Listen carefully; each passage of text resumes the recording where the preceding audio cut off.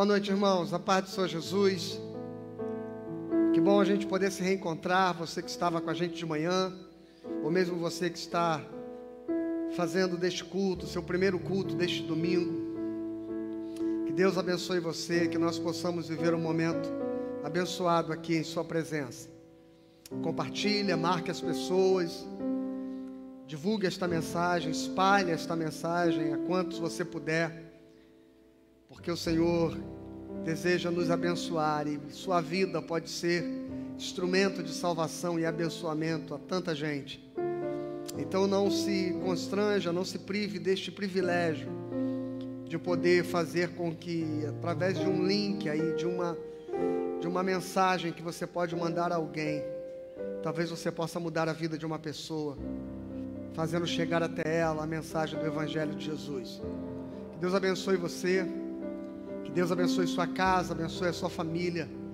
A Igreja Presbiteriana do Pichincha, não retornamos ainda aos nossos cultos presenciais e permaneceremos assim durante algum tempo ainda, mas estamos investindo, nos adequando e nos preparando para que no tempo oportuno nós possamos retornar, mas desde que isso seja num tempo onde nós estejamos vivendo um momento de relativa segurança, que não nos parece, dadas as características da nossa comunidade, ser o tempo adequado.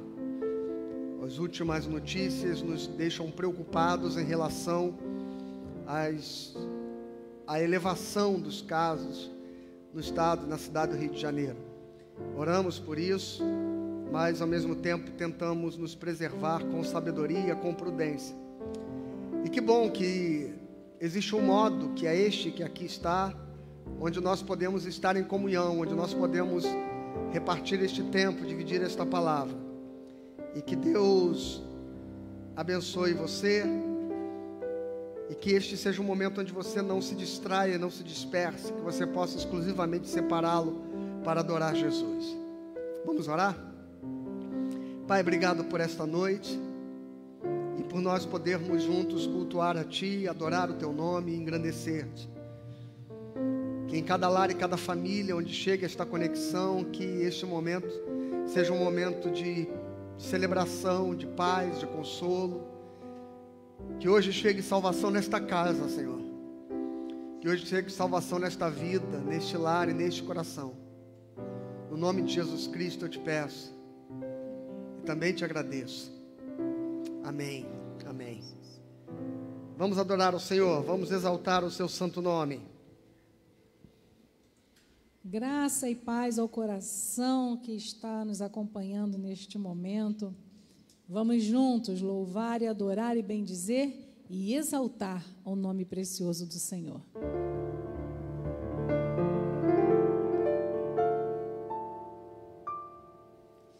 Exaltar-te-ei, ó Deus meu e Rei, e louvarei o teu nome.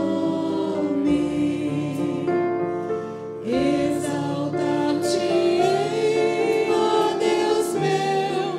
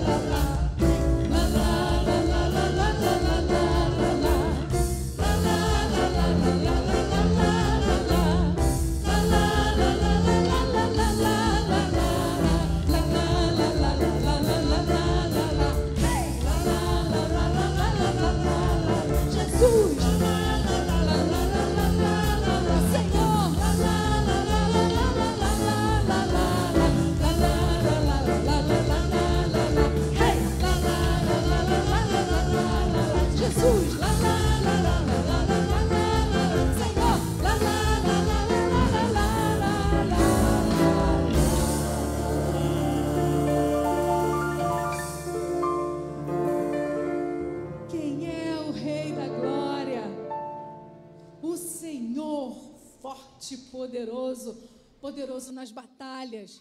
Você está aí do outro lado desta câmera, na sua família, na sua casa, lutando as lutas, lutando as batalhas da vida. O Senhor é forte, poderoso e está lutando com você, guerreando pelas suas causas.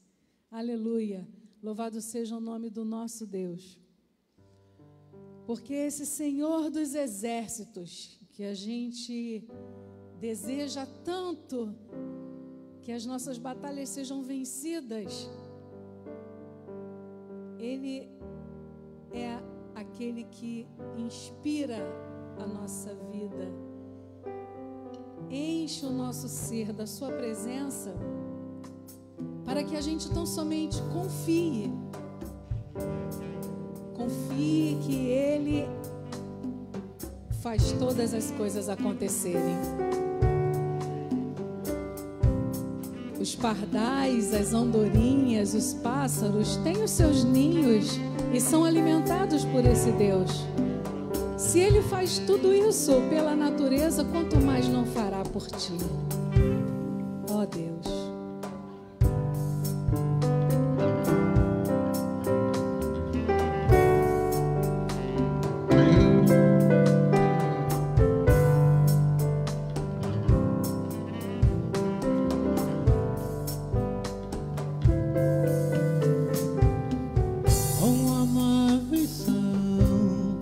Teu tabernáculo,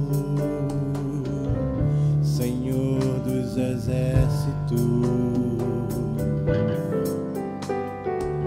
a minha alma suspira e desfalece pelos teus átrios. O pardal encontrou casa, andorinha ninho para si. Eu encontrei teus altares, Senhor, Rei meu e Deus meu. Eu encontrei teus altares, Senhor, Rei meu e Deus meu.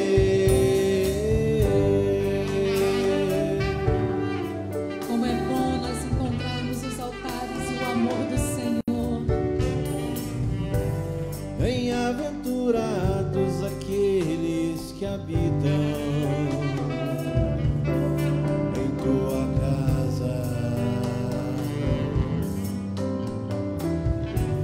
pois um só dia, Senhor, nos teus átrios vale mais que 1000. O pardal encontrou casa, andorinha, ninho para si. Eu encontrei teus altares, Senhor, Rei meu e Deus meu. Eu encontrei teus altares, Senhor, Rei meu e Deus meu.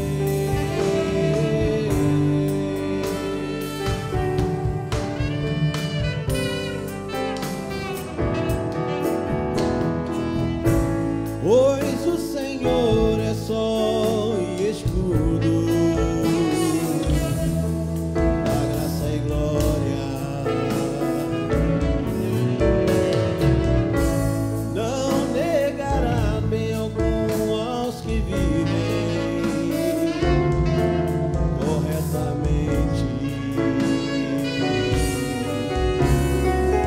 O pardal encontrou casa, andorinha, ninho para si. Eu encontrei teus altares, Senhor, Rei meu e Deus meu. Eu encontrei teus altares, Senhor, Rei meu e Deus meu. Eu encontrei teus altares, Senhor, Rei meu e Deus meu. Eu encontrei teus altares, Senhor, Rei meu e Deus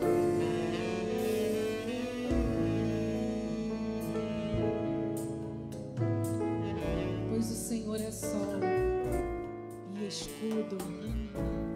Ele nos dá graça e glória, e não negará bem algum aos que vivem corretamente. Como é difícil a gente caminhar corretamente. Vivemos uma vida constante de tropeços, de erros. Mas em todos os instantes, nós temos a certeza e a garantia de que a graça do Senhor nos acompanha, de que a bondade do Senhor nos acompanha e que a fidelidade do Senhor nos acompanha. E isso nos mantém de pé. Louvado seja o nome do nosso Deus. Porque Deus, Ele não rejeita os seus. E Ele também não resiste a um coração quebrantado. Você tem a confessar ao Senhor, confesse seus erros, seus pecados. Conte para Ele tudo aquilo que aflige o seu coração e que está fazendo o seu sono não ser um sono tranquilo. Derrame no altar do Senhor, nos pés do Senhor, as suas incertezas, as suas ansiedades. Ele tem cuidado de você. E Ele não resiste quando um coração quebrantado clama pelo seu nome.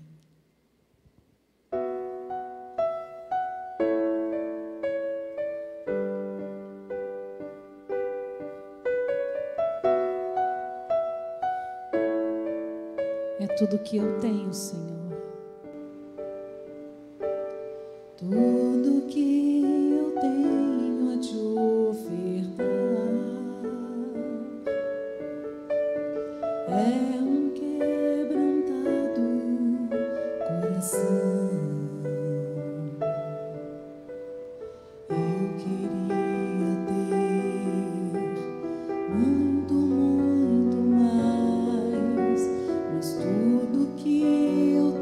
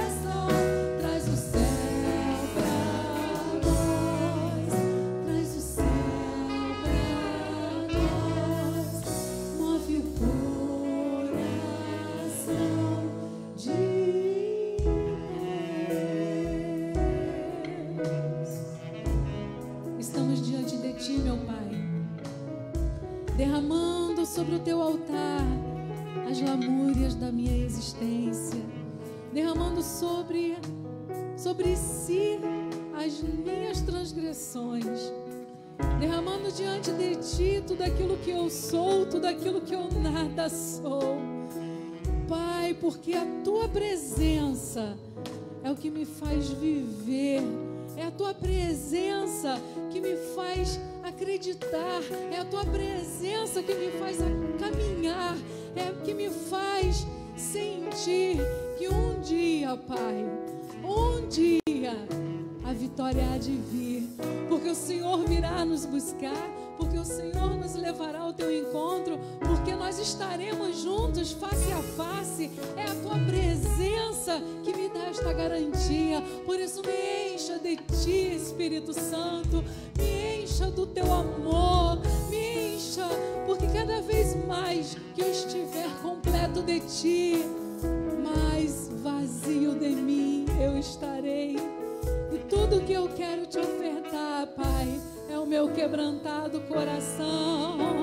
Um quebrantado coração, move o coração de Deus. Um quebrantado coração, traz o céu pra nós. Um quebrantado coração, move o coração de Deus. Um quebrantado coração, traz o céu pra nós, traz o céu pra nós, move o coração de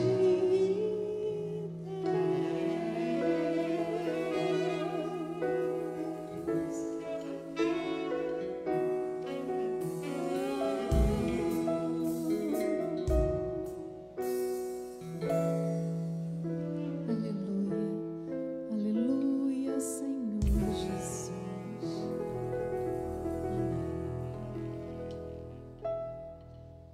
Glória ao nome do Senhor.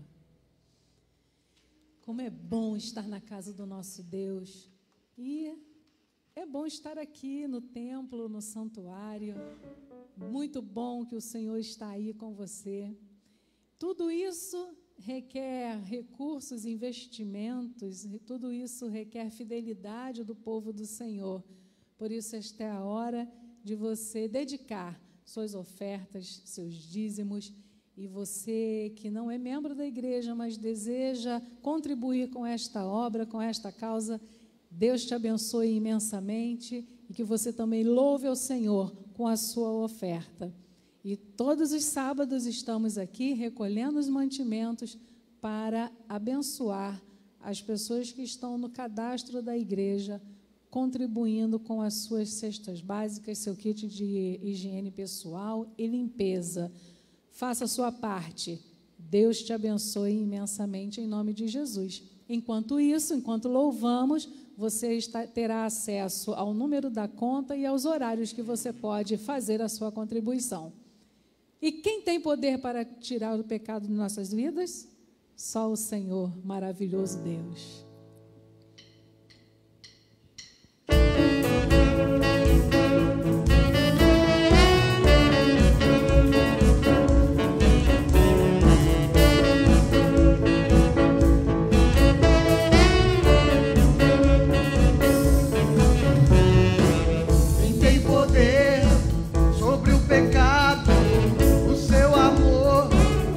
Poderoso, o Rei da Glória,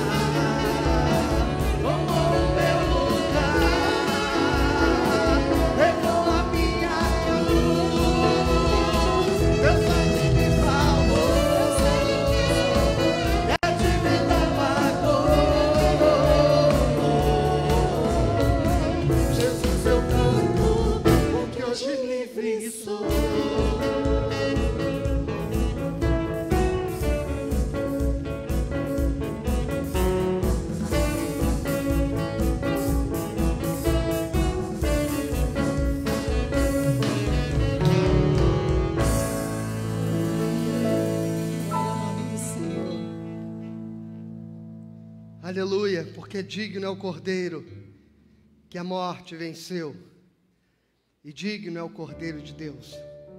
Vamos juntos ouvir e meditar na palavra de Deus nesta noite. Pega a sua Bíblia e vamos orar por isso. Pai, nos ilumine, trazendo palavra que abençoe o nosso coração, que abençoe as nossas vidas,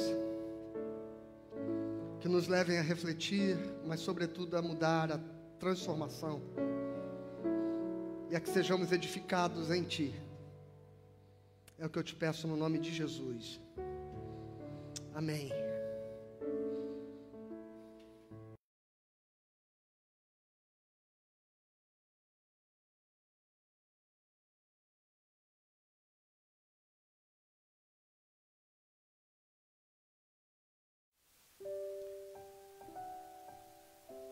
Vamos juntos ler o texto do Evangelho de João. Eu havia anunciado pela manhã e também ao longo da semana que estaria pregando um sermão, mas esta noite falaria sobre a nossa intimidade. Mas devido a muitos acontecimentos ao longo do dia e pela manhã, eu não consegui concluir o sermão do Evangelho de João. Então, assim como no domingo passado, Vamos continuar e vamos terminar o fragmento que resta do capítulo 6 do Evangelho de João, a partir do versículo 60. E a partir então do próximo domingo a gente já vai para o capítulo 7. Então, Evangelho de João, capítulo 6, versículo 60 em diante. Diz assim o texto: Muitos dos seus discípulos, tendo ouvido tais palavras, disseram: Duro é este discurso. Quem o pode ouvir? Mas Jesus, sabendo por si mesmo que eles murmuravam a respeito de suas palavras, interpelou-os: Isto vos escandaliza? Que será, pois, se virdes o Filho do Homem subir para o lugar onde primeiro estava? O Espírito é o que vivifica. A carne para nada aproveita. As palavras que eu vos tenho dito são espírito e são vida. Contudo, há descrentes entre vós. Pois Jesus sabia desde o princípio quais eram os que não criam e quem o havia de trair. E prosseguiu: Por causa disso é que vos tenho dito, ninguém poderá vir a mim, se pelo Pai não lhe for concedido. Veja, para você que não estava nos acompanhando pela manhã, deixa eu te situar aqui e fazer com que você entenda o contexto dessa história. Na verdade, essa é uma discussão que começa há algum tempo, quando Jesus cura um paralítico, e começa uma discussão a respeito da sua autoridade, do seu poder. E depois que ele multiplica os pães e os peixes, a multidão o segue. E, admirados do seu milagre e emocionados pelo seu milagre, eles desejam tomá-lo à força para fazê-lo rei. Incitar ali, veja bem, o cenário é esse, incitar ali uma revolta, uma rebelião, de modo que Jesus se tornasse o seu líder para lutar contra as opressões que eles sofriam a partir da ação do Império Romano. E quando Jesus percebe que aquela multidão, cada vez mais, deposita nele expectativas temporais, expectativas materiais, que aquela multidão cada vez mais deposita nele o desejo, ou mesmo a esperança de que nele os seus problemas cotidianos possam se tornar menores ou resolvidos, as suas fomes existenciais, ou melhor, a sua fome material pudesse ser suprida. Jesus então percebe que eles não entenderam o significado dos seus sinais, não entenderam a mensagem e não tinham clareza a respeito de quem ele era. E quando ele percebe que eles não conseguiam enxergar neles outra coisa senão apenas o filho do carpinteiro, um profeta dotado da capacidade de fazer grandes sinais e prodígios, mas que não haviam compreendido que ele era aquele que o Pai enviou para dar a sua vida, para morrer, para salvar a humanidade dos seus pecados. Jesus então faz um duro discurso. E por que esse discurso é duro? Esse discurso é duro porque é um discurso que vai desconstruir todas as certezas religiosas que esta gente carrega, que o povo de Israel carregava. Jesus vai desconstruir todo o deslumbre que eles tinham em relação aos milagres feitos por Moisés no deserto. Veja, foi tão significativo a história do maná que desceu do céu, que é a Arca da Aliança, o objeto mais sagrado da experiência religiosa de Israel. Ela carregava dentro as tábuas da lei, a vara de Arão que floresceu e carregava uma amostra do maná que eles haviam recebido no deserto.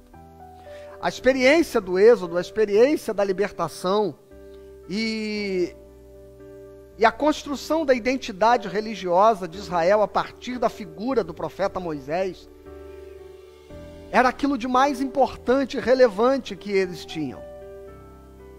E eles não conseguiam perceber o Messias senão numa perspectiva histórica, senão numa perspectiva temporal, numa dimensão política. E não compreenderam a transcendência daquilo que estava diante dos olhos dele, que era o Verbo que se fez carne, o Deus que se manifestou entre os homens para salvar-nos dos nossos pecados. E nesta incompreensão, Jesus vai dizer a eles: eu sou o pão que desceu do céu. Eu sou o alimento. A minha pessoa, a minha vida, o meu sacrifício por vocês é aquilo que deveria ser o objetivo maior de vocês estarem me seguindo. Mas ao contrário disso, vocês estão me seguindo porque desejam ser beneficiados pelos milagres, pelos pães que se multiplicam, pelos peixes que abundam. E essa é uma experiência muito parecida com a nossa experiência. Quando tantas vezes Deus para nós é aquele em quem depositamos o anelo, o anseio de que Ele venha suprir estas nossas necessidades. E o que Deus se tornou, senão aquele a quem buscamos e clamamos, quando estamos enfermos, quando estamos em desespero, quando não temos saída, quando não temos perspectivas, quando perdemos todas as esperanças, quando só nos resta a possibilidade de um milagre. E aí, nesses momentos mais difíceis da vida, Deus se torna uma opção.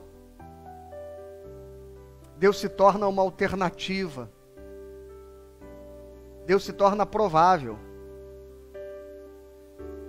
Mas a gente não vive para estar em comunhão com Ele.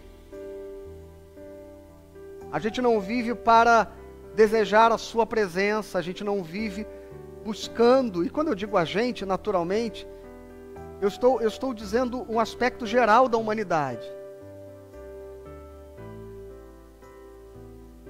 E para que eu não fique dizendo às pessoas, você, enfim, eu quero entender que em parte do nosso caminho, e pelo menos em alguns instantes da nossa caminhada, todos nós acabamos transformando Deus neste provedor de recursos, neste provedor de saídas, neste provedor de soluções. E quando Jesus diz que não é isso que eles deveriam buscar, mas que eles deveriam buscar a Ele, a sua presença, as suas palavras, a sua vida e estar nele, e ser envolvido pela sua graça, pelo seu perdão. Porque aquele que, havendo sido ensinado por Deus, seria trazido a Ele. Ninguém pode chegar a Cristo se não for trazido pelo Pai. Mas quando Jesus diz isso, Ele está falando que ninguém pode chegar a Ele compreendendo a dimensão e a realidade daquilo que Ele é. E aqui está a dureza desse discurso. Quando o versículo 66 diz: mas muitos dos seus discípulos, tendo ouvido tais palavras, disseram: duro é este discurso. Porque o que Jesus está confrontando neles a respeito da sua fé, da fé que eles tinham, eram as suas motivações e, na verdade, em que eles criam. E aqui está um divisor de águas no que separa, de fato, o que significa você ter uma religião e você ter Jesus.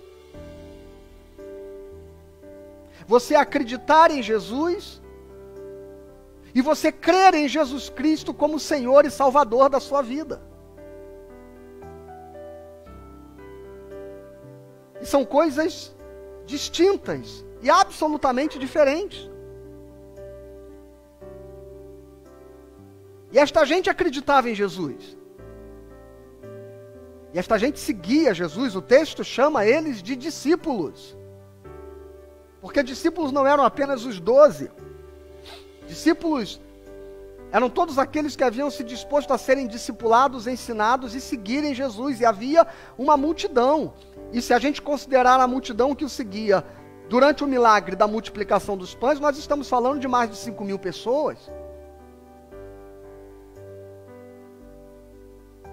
Só que nesse discurso aqui, é claro que Jesus não está diante desta multidão, porque o versículo 59 diz que ele está falando essas coisas quando ensinava na sinagoga de Cafarnaum. Então ele está na sinagoga, e basicamente ele está diante das lideranças religiosas,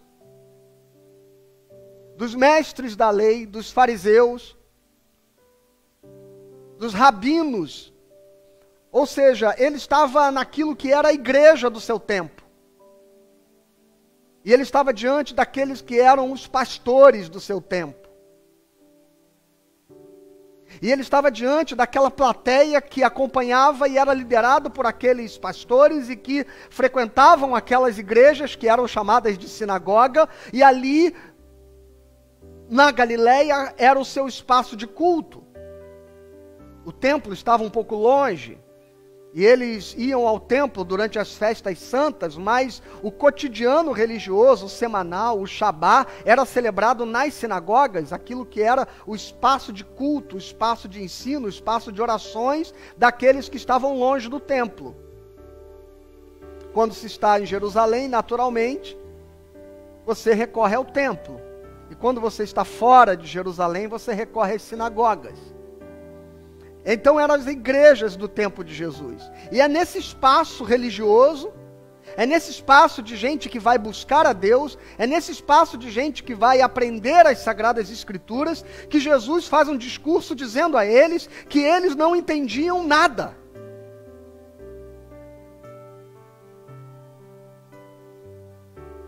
E às vezes parece que os religiosos pouco entendem a respeito do mistério da graça, da salvação.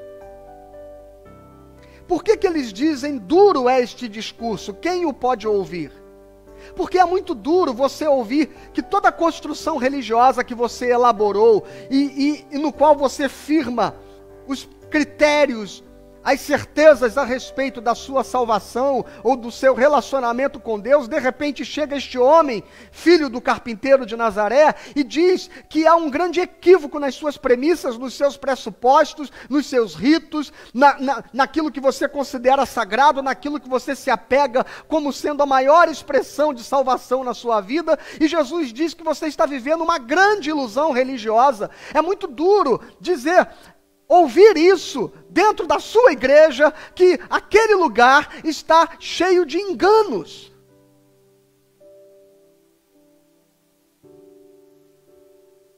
E as pessoas murmuravam, o texto diz. Murmuravam, o verso 41, que nós pregamos pela manhã, tanto quanto aqui ainda, no versículo 61, o texto diz: mas Jesus, sabendo por si mesmo que eles murmuravam, porque o discurso de Jesus era constrangedor. É como se Jesus estivesse entrando hoje na sua igreja, na sua casa, na nossa comunidade, nas igrejas evangélicas do Brasil, e dissessem: sabe esses milagres nos quais vocês têm sustentado a fé de vocês? Serve para quase nada. É isso que ele diz aqui. Estas coisas, estas experiências temporais, não servem para nada. Está no versículo 63. São pães que você come para morrer depois. São experiências de Deus que saciam momentaneamente uma necessidade, mas que logo depois você está outra vez vazio, faminto.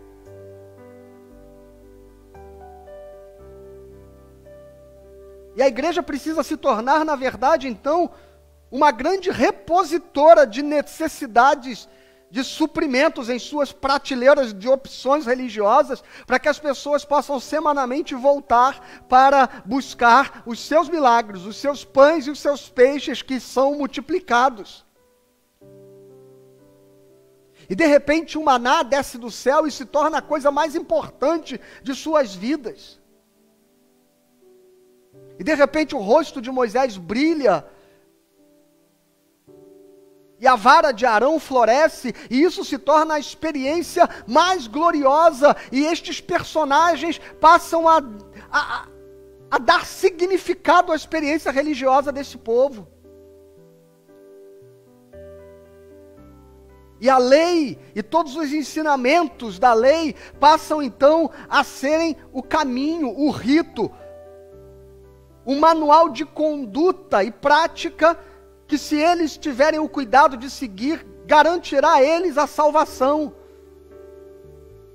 E Jesus diz que nada disto serve para nada.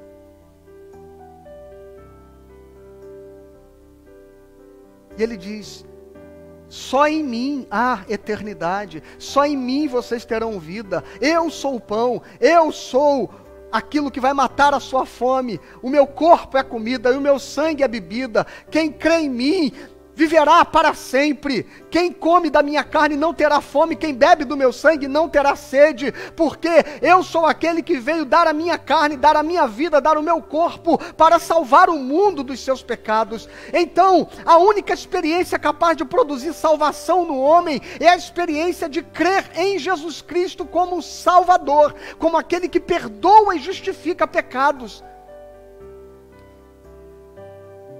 O resto é religião.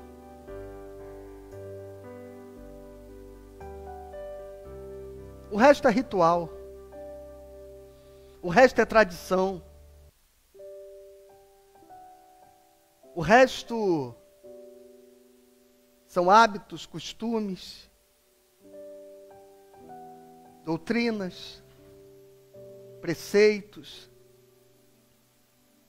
O resto é o resto. E Jesus diz: estas coisas temporais não servem para nada. Eu sou o pão que desce dos céus. Eu sou o pão que vocês deveriam buscar. A minha presença deveria ser aquilo em que vocês desejam saciar a sua fome. Mas vocês não conseguem enxergar este mistério. E talvez nós estejamos vivendo um tempo onde a experiência religiosa se tornou e tem se tornado cada vez mais materialista. Onde a igreja tem se tornado cada vez menos espiritual e muito mais política. Onde a pregação tenha se tornado menos salvação e muito mais autoajuda. onde a mensagem inspire menos conversão e muito mais otimismo, motivação. Onde as pessoas tenham muito menos consciência de serem pecadores, para passarem a tratar a moralidade do pecado como sendo o seu maior problema. E não entendendo que pecado, antes de ser algo que se faz, é algo que se instalou em nós. E que habita a essência do homem. E que nós somos pecadores e não somos pecadores por praticarmos qualquer coisa imoral. Não, é o contrário. Praticamos aquilo que é mal por sermos pecadores. Não somos bons e nos tornamos pecadores quando produzimos alguma coisa ruim. Somos maus e damos o fruto da nossa maldade através dos nossos pecados. O livro de Romanos, no capítulo 1, quando fala, por exemplo, da imoralidade, ele diz que os homens pecaram, os homens se tornaram obstinados por si mesmos, obstinados por materialidade, viraram as costas para Deus, tornaram-se idólatras da sua própria razão, e por causa de terem pecado, Deus os entregou à dissolução, a concupiscência da carne, a prática da imoralidade, de modo que tudo aquilo que nós traduzimos como pecado é apenas a consequência de termos pecado. E Jesus está enxergando uma religião que fica tratando os sintomas e não a causa do problema.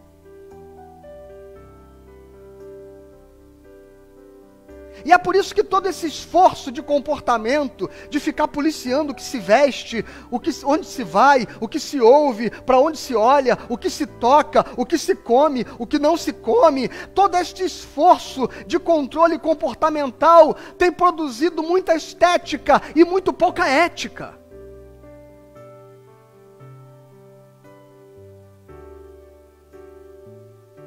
Tem produzido muita gente comportada e mau caráter. Tem produzido gente casta e maliciosa.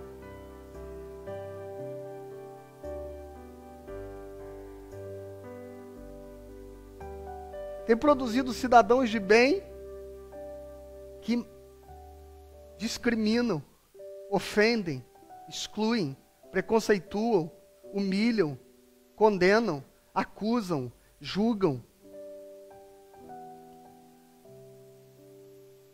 Porque se torna uma experiência religiosa esquizofrênica.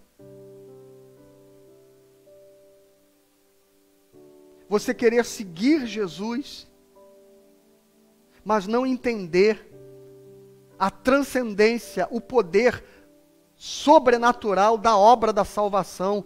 E quando Jesus fala que aquela experiência religiosa deles não servia para nada, e aquela expectativa que eles estavam depositando nele, como um Messias temporal, como um profeta temporal, como um rei deste tempo, deste mundo, desta sociedade, desta política, Jesus não está interessado nesta gente seguindo a Ele, porque Ele diz: eu estou trazendo palavras espirituais, palavras de vida, e o Espírito que produz vida, transformação, regeneração do homem. Regeneração, irmãos, não é controlar comportamento, regeneração é transformar a essência do ser e produzir um homem novo, cuja mente se inclina para novos ideais, novos objetivos, e que tem novos valores, plantados e semeados pelo Espírito Santo de Deus.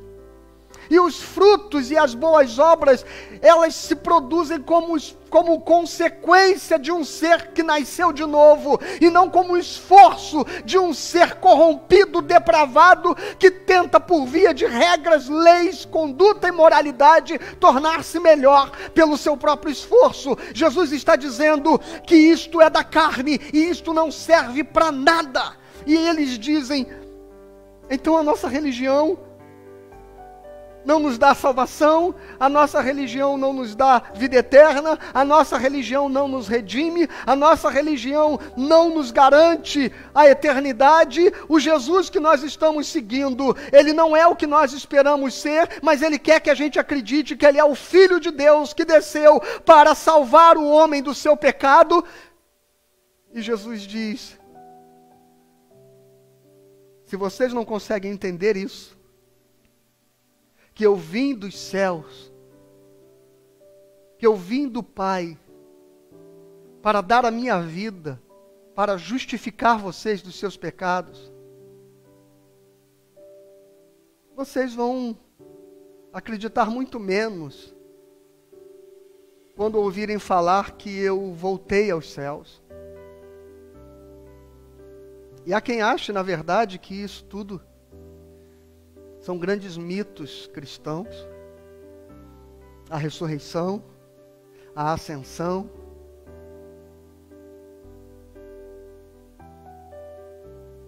E, sobretudo, a promessa de que aquele que subiu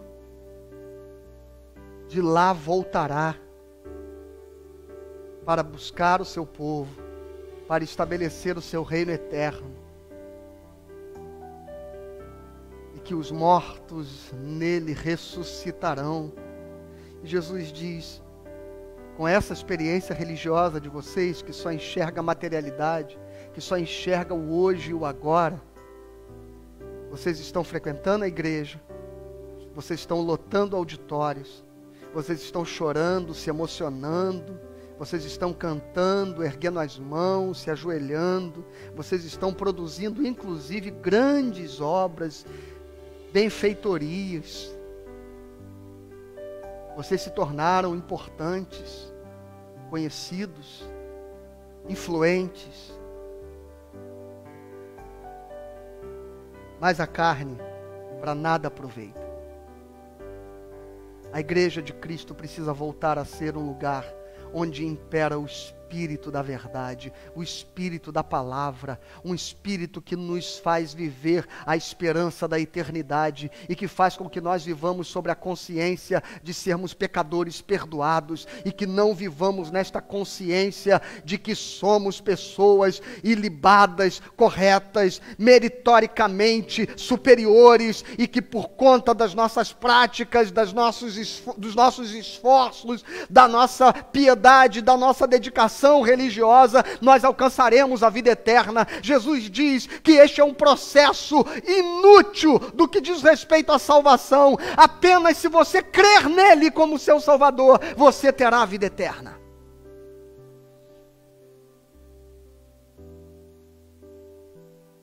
E prosseguiu, versículo 65. Perdão, versículo 64. Contudo, há descrentes entre vós. Sabe por que hoje existe uma média de permanência de 2 anos das pessoas nas suas igrejas? Porque de tempos em tempos estes seguidores, chamados discípulos, passam por esta crise de fé. E Jesus diz: há descrentes entre vós.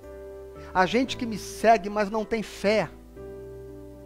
Há gente que está dentro das igrejas, mas não tem fé verdadeira. Há gente que aderiu ao Evangelho, mas não se converteu. Há gente que tornou-se evangélico, mas sem entender o Evangelho. Há gente que tornou-se cristão, mas sem saber quem é Cristo. E por isso continuam seguindo Moisés. E por isso continuam ouvindo, pregando e reproduzindo a lei e não a graça. Há descrentes entre vós. Pois Jesus sabia, desde o princípio, quais eram os que não criam e quem o havia de trair. E prosseguiu: por causa disso, é que vos tenho dito, ninguém poderá vir a mim, se pelo Pai não lhe for concedido. À vista disso, muitos dos seus discípulos o abandonaram e já não andavam com ele. Então perguntou Jesus aos 12: porventura quereis também vós outros retirar-vos? Respondeu-lhe Simão Pedro: Senhor, para quem iremos? Tu tens palavras de vida eterna, e nós temos crido e conhecido que tu és o Santo de Deus. Deixa eu dizer uma coisa.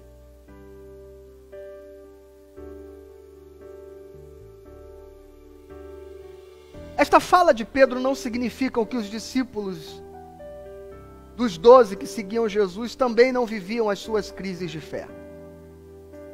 Esta fala de Pedro não revela que eles tinham a todo tempo certeza, clareza, esperança, crença e, sobretudo, compreensão da mensagem que Jesus estava pregando. Eles também duvidavam. Eles também viviam as suas crises, angústias, frustrações, as suas perguntas. Mas a primeira parte da resposta de Pedro, ela é muito legal. Porque Pedro diz assim: Senhor, a gente também está um pouco... Olha só, eu estou naturalmente fazendo uma paráfrase aqui de Pedro, né? Estou romanceando a fala de Pedro. Pedro não diz isso, mas é o sentimento que eu capto aqui na palavra dele que eu quero dividir com você. É como se Pedro dissesse: Senhor, de fato esse discurso é duro, de fato a gente ainda não entende muito bem. Mas para quem iremos? Sabe, esta semana um irmão me procurou dizendo que ele tem vivido altos e baixos, crises, dúvidas, que ele tem vivido uma instabilidade emocional, espiritual, que às vezes ele está muito bem e às vezes ele está muito fraco, que às vezes ele está cheio de certezas e às vezes está cheio de fragilidades. E ele disse: pastor, eu preciso desabafar isso, e eu confesso que eu preciso de ajuda. Eu queria dizer a você que talvez passe pelas mesmas situações, que tem hora que você está tão forte, tão firme, tão cheio de Deus, e tem hora que você está tão cheio de dúvidas, e tem hora que você chega a dizer: será que Deus existe? A fé não é uma certeza absoluta. A fé, ela caminha com a dúvida. A fé, ela caminha com as perguntas. João Batista, que viu o Espírito descer sobre Jesus, João Batista que declarou e repetiu durante vários dias, ali nas margens do Jordão: eis o Cordeiro de Deus que tira o pecado do mundo.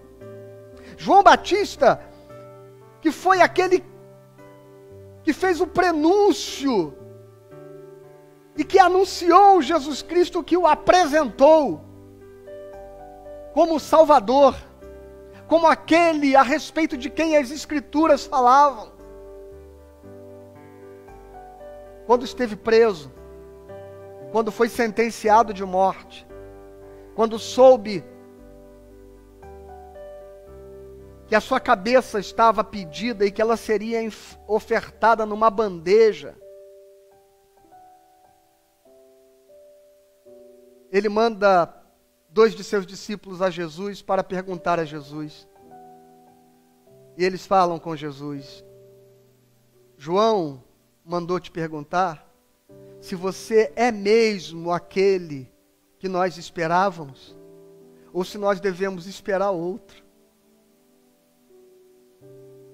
E quando eu vejo o homem que disse para os seus próprios discípulos: eu não o conhecia, mas eu tive certeza que era ele, porque Deus havia falado comigo, que aquele sobre quem eu visse descer o Espírito Santo, este era o Messias, este era o Cordeiro de Deus, e eu vi o Espírito Santo descer sobre ele quando o batizei no Rio Jordão. Este homem que teve as evidências, que teve a experiência, que teve a revelação, que teve o contato com o seu primo e testificou que ele era o Messias, o Filho de Deus. Este homem, quando estava em sofrimento e angústia, perguntou: és tu mesmo aquele que eu esperava, ou será que eu me enganei a teu respeito?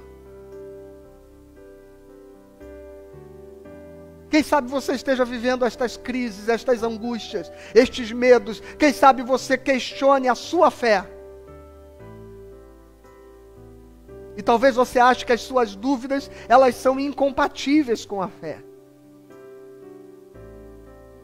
No primeiro fragmento que nós lemos, nós ouvimos Jesus dizer que entre eles haviam descrentes. E há um tipo de gente que está dentro da igreja, que não é gente que tem dúvidas, não é gente que oscila, é gente que jamais creu. Não é gente cuja fé está fraquejando, vacilante. É gente que jamais teve a fé verdadeira.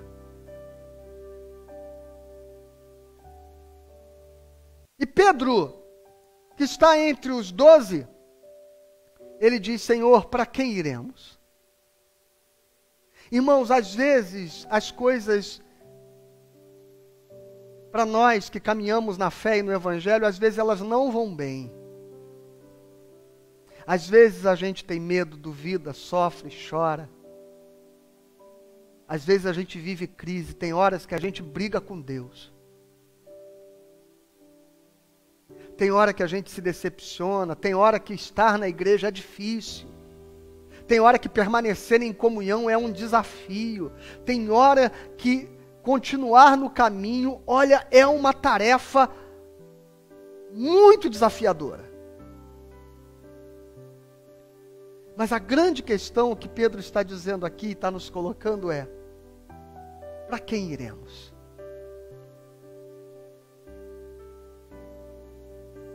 Às vezes, mesmo com Cristo, a vida é difícil. Mas e sem Ele? Onde você encontrará palavras de vida? Onde você encontrará alguém que vai falar com você da parte de Deus? Onde você vai encontrar pessoas que, sem que tenham nenhum tipo de interesse, se disponham a se preocupar com você, caminhar com você, orar com você, aconselhar você, chorar com você, sorrir com você? Para quem iremos? Certo autor cristão disse uma vez: a igreja é como uma velha nau, uma velha nave, um grande navio, que balança, range, e às vezes ela balança tanto que faz até a gente vomitar. Mas ela sempre chega ao seu destino. Sempre chegou e sempre chegará. Mesmo que você esteja frustrado porque nela existe um monte de gente descrente. E olha o que Jesus diz aqui no versículo 70. Replicou-lhe Jesus: não vos escolhi em número de 12, contudo um de vós é diabo. A palavra grega aqui é diabolos. Diabolô.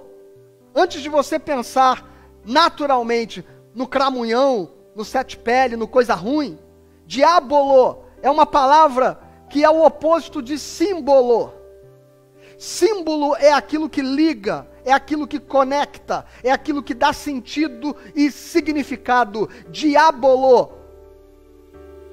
O dia é a negação, diabolo é aquilo que desconecta, é aquilo que dessignifica, é aquilo que rompe, é aquilo que é o adversário, é aquilo que estabelece a perda do sentido e do significado, é aquilo que se opõe ao que é verdadeiro. Portanto, se o símbolo revela o significado, o diabo, ele rompe os significados, ele rompe o sentido das coisas. E aqui Jesus está dizendo: eu escolhi 12 pessoas para que andassem comigo, e mesmo nos 12 que eu escolhi, um de vós é um diabo, um de vós é alguém que perturbará a paz desta comunhão, é alguém que trará sofrimento, dor e morte. Saiba que a igreja haverá de ter gente descrente, saiba que a igreja haverá de ter diabolos, saiba que a igreja haverá de ter discípulos que não querem mais saber de Jesus, porque estão mais interessados na instituição, no dinheiro, na matéria, no poder, na carne, não querem o pão da vida, querem satisfazer-se, querem engordar, querem matar as suas fomes, querem satisfazer os seus desejos. Saiba que tudo isso faz parte da igreja, e já fazia parte da igreja onde Jesus estava pregando. Mas ele está perguntando para Pedro: vocês querem ir embora? E Pedro diz: para quem iremos? Só tu tens palavra de vida eterna.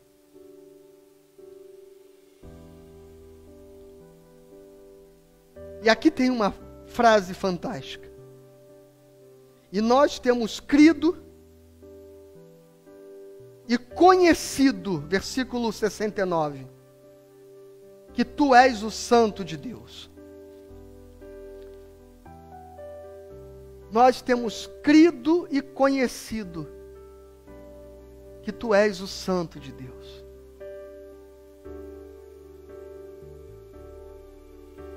E talvez as nossas crises de fé sejam o caminho para que a gente possa viver este processo.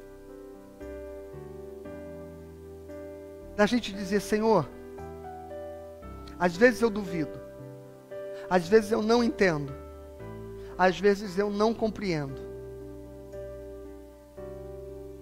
mas eu não me torno um descrente por causa disso. Eu creio. Então o primeiro fragmento fala daqueles que descreem, e o segundo fragmento fala daqueles que creem. E os que creem permanecem. E os que creem não vão embora. E os que creem não viram as costas quando decepcionam-se, quando se frustram, quando se entristecem, quando se magoam, quando não entendem, quando perdem, quando choram, quando padecem. Os que creem não vão embora. O primeiro fragmento é de um grupo que descrê, e que porque eles não creem, eles viram as costas e vão embora. E Jesus agora está perguntando para os discípulos se eles querem ir embora, e eles dizem: para quem iremos? Nós cremos. E quem crer, o traço de quem crer é que quem crer permanece. É isso que nos pontos do calvinismo se chama a perseverança dos santos. O Espírito que nos salvou e depositou fé no nosso coração é aquele que nos capacita e nos sustenta para permanecer. E aqueles que são de Jesus não se perdem, porque os que creem permanecem. Ainda que com dúvidas, ainda que frustrados, ainda que decepcionados muitas vezes, ainda que convivam com diabolos, ainda que convivam com gente que perturba a paz, a santidade, a pureza e a beleza da igreja. E Jesus diz: olhem, cuidado que tem um desses entre vocês. Mas Pedro diz: mas para quem nós iremos?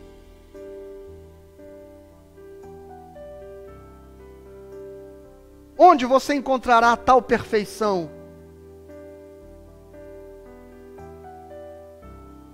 E se você encontrar algum lugar que você diga: nossa, ali todos são perfeitos, deixa eu dizer para você, não vai para lá,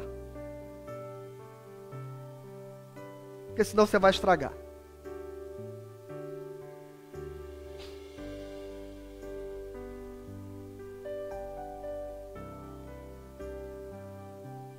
Porque talvez em alguns momentos nós nos tornamos diabolos.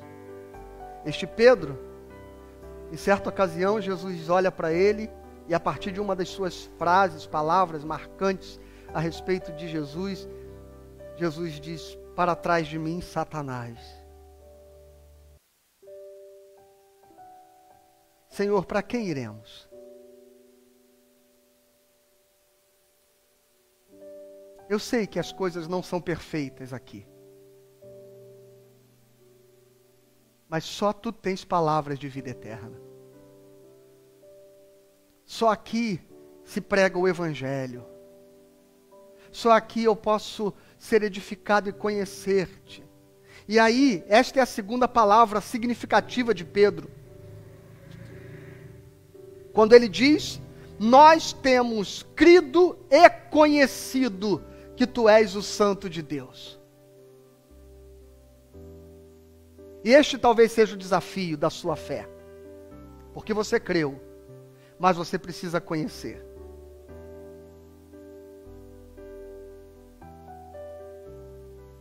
E muita gente tem se decepcionado, porque acredita em Jesus, mas jamais o conheceu. Jamais se permitiu viver uma experiência profunda, verdadeira e espiritual com Ele.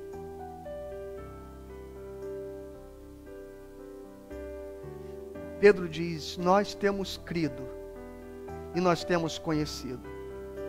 Eu creio porque a fé foi colocada no meu coração pelo Espírito de Deus, é um dom de Deus, ela não é natural de mim, foi Deus quem me capacitou a crer, foi Ele que abriu os meus olhos, foi Ele que me ensinou. É o que nós aprendemos quando lemos o texto que Jesus fala no fragmento anterior, a respeito, como está escrito, versículo 45, como está escrito nos profetas: e serão todos ensinados por Deus. Eu creio porque a fé é um dom de Deus. E ela me toca incondicionalmente. Não é algo que eu produzi, não é algo que eu assimilei, não é algo que eu concluí, não é algo que eu pude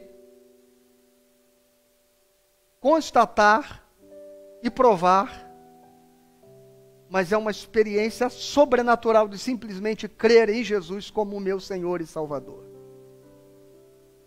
Mas essa experiência não fica no irracional. Essa experiência não fica apenas nesta dimensão subjetiva da fé. Esta experiência se torna um relacionamento. E aquele em quem você creu passa a ser alguém que você conhece e com quem você se relaciona e de quem você pode falar a respeito, não porque você entendeu, mas porque você se tornou íntimo dele. Um mistério que se desvenda diante dos seus olhos. Pedro e os discípulos passaram por altos e baixos, mas todo este tempo, toda aquela experiência traumática que eles puderam viver na sua experiência de fé, foram oportunidades para conhecer profundamente quem é Jesus.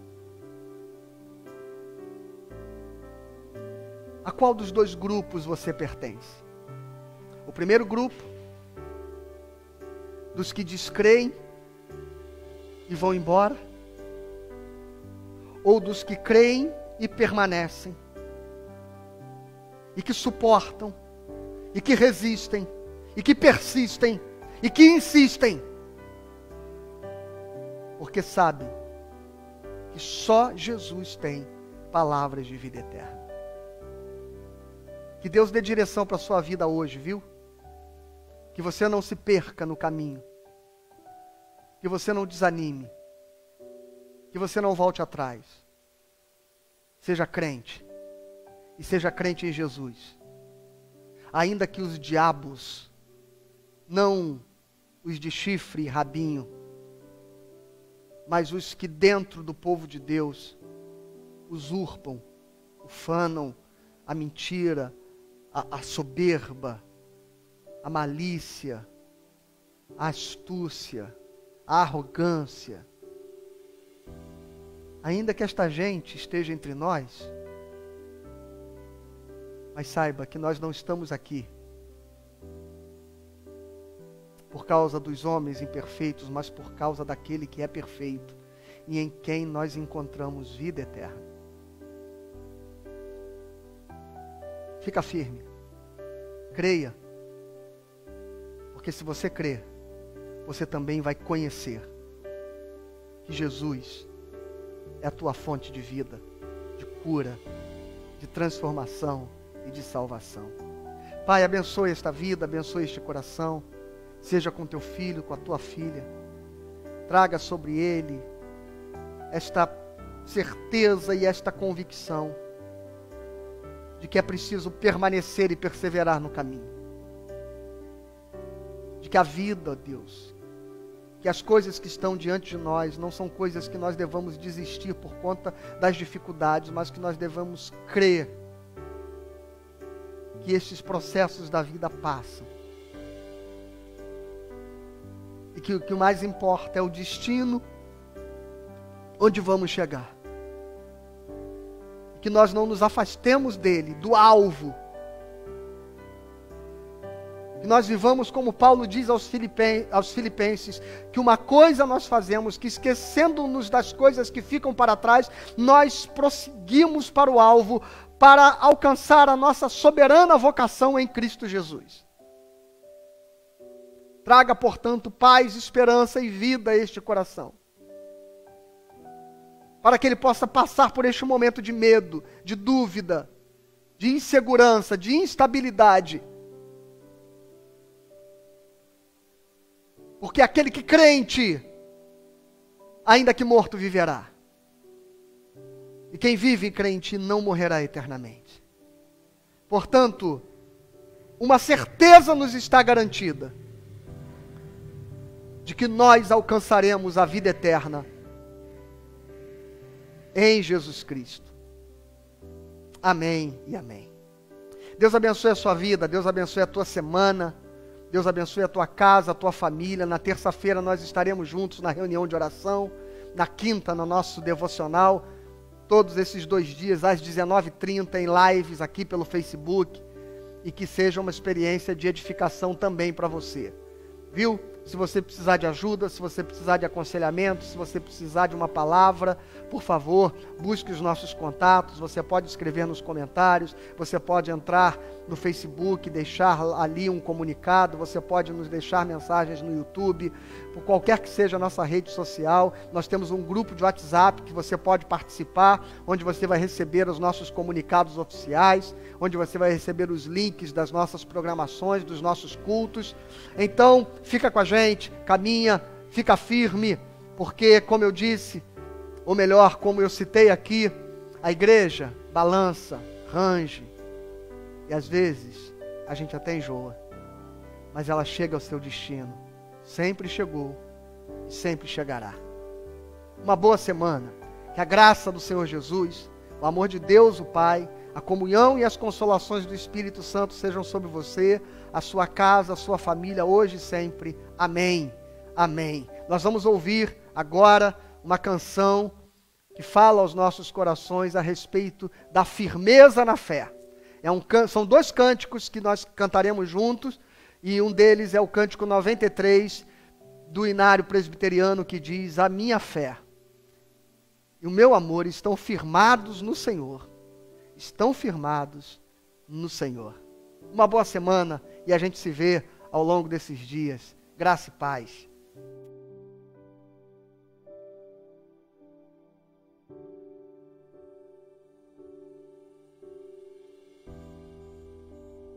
Calma aí. Pode.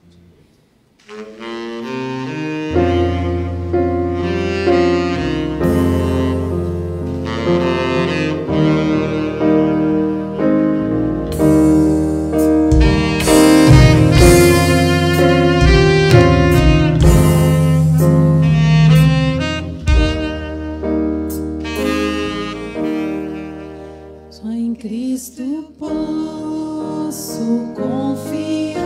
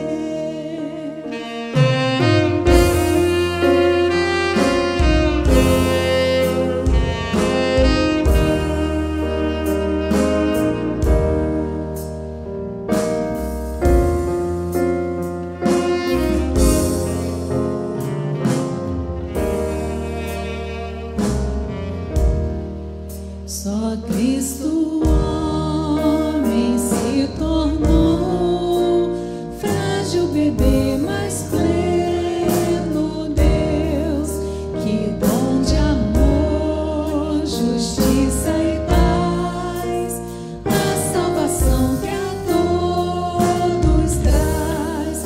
Na cruz Jesus se padeceu, divino plano obedeceu, por meu pecado a dor sentiu, por sua morte eu vivo.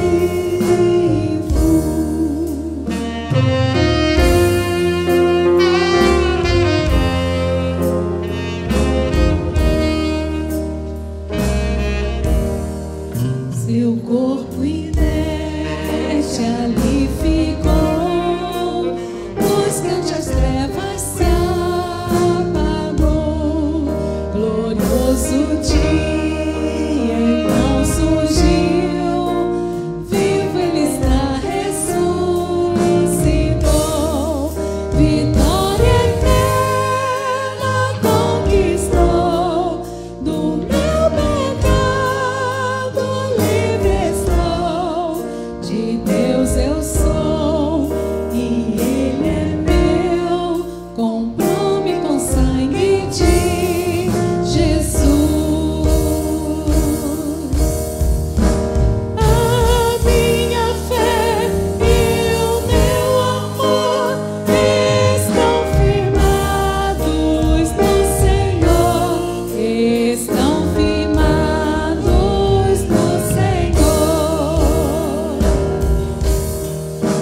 A minha fé e o meu amor estão firmados no Senhor, estão firmados no Senhor. Não há mais culpa ou medo atroz, esse é o poder de Cristo em mim, por toda a minha vida aqui, Ele será meu guia, enfim, nenhum poder do inferno irá.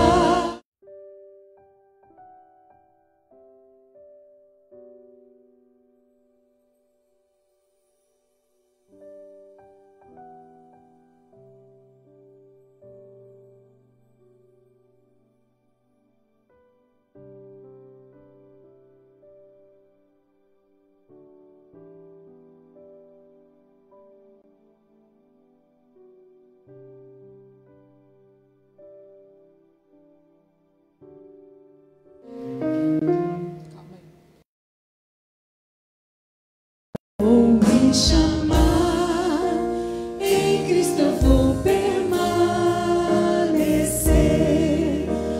até voltar. Vou me chamar.